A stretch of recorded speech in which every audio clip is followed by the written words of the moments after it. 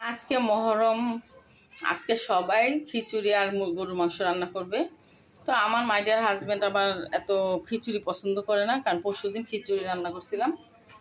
তো আজকে আমি সুন্দর করে গরুর মাংসটা কষায় রান্না করব। তো পরিমাণ মতো লবণ কুচি দিলাম, তারপর হলুদের গুঁড়া দিব। আজকে হাতে মাখানো গরুর মাংস রান্না করব, হাতে মাখিয়ে। একটা মাছই অনেক ডিস্টার্ব করতেছে, তো ঝালের পরিমাণটা একটু বেশি দিতে হবে যেহেতু গরু মাংস। তো আমি সব মশলা এক এক করে দিতেছি, তারপরে হাতে মাখাবো তেল দিয়ে। হলুদ, লবণ, মরিচ, আর এখন দিতেছি ধনিয়া। এই যে ধনিয়া দিয়ে দিলাম। তারপরে দিব গরম মশলার গুঁড়াটা, গরম মশলার গুঁড়া। তারপরে পরিমাণ মতো বেশি করে পেঁয়াজ কুচি। এই যে এখন আদা রসুন বাটা,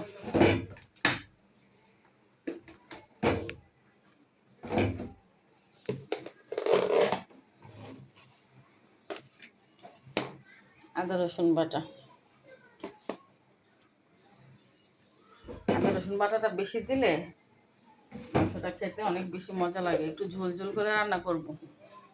এখন দিব পরিমাণ মতো তেল, দিয়ে মাখাবো আর কি। তো আগে মাখায় নিই, তেলটা দিব। তো এইভাবে আমি এখন চুলায় বসায় দিব, ভালোভাবে হাতে মাখায়া। মাখানোর পর এখন পরিমাণ মতো তেল দিয়ে দিব। গরুর মাংসতে এমনিই তেল উঠে, তেলটা কম দিলাম। তো এখন সুন্দর করে চুলায় বসায় দিব। তেলটা দেওয়ার পর আমি আরও ভালোভাবে মাখাইতেছি, একদম মশলা যেন ভিতরে ভিতরে চলে যায়, মাংসের ভিতরে ভিতরে। হাতে মাখানো রান্নাটা কিন্তু বেশ ভালো লাগে খেতে। একদম কুরবানি ঈদের দিন আমি যেমনি হাতে মাখায় রান্না করি না, আজকে ঠিক ওইভাবেই রান্নাটা করতেছি।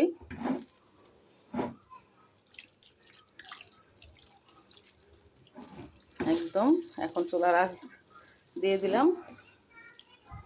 এলাচি দারচিনির গুঁড়া দিয়েছি, আস্তা দিব দুই একটা।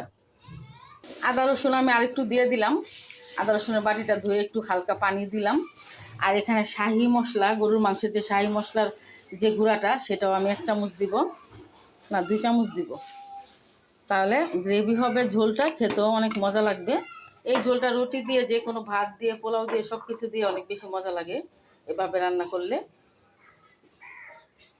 তো এটা আমি বসাই দিলাম রান্নাটা। আমি আবারও মাখাইয়া দিতেছি, প্রত্যেকটা মশলা একটার সাথে একটা যেন লাগে। অনেক বেশি পেঁয়াজ কুচিও দিছি। বাস এখন ঢাকনা দিয়ে দিব, আস্তে আস্তে হবে। বাতাসের জন্য জানালাটা বন্ধ করে দিলাম। আর এদিকে আমি এখন ঢাকনা দিয়ে দিব। এখন আল্লাহর নামে বসাই দিলাম, বিসমিল্লাহ বলে। একটা সুন্দরভাবে এখন কষা কষা হবে। তো এই তো বন্ধুরা, কেমন হয়েছে আমার রান্না বসানোটা।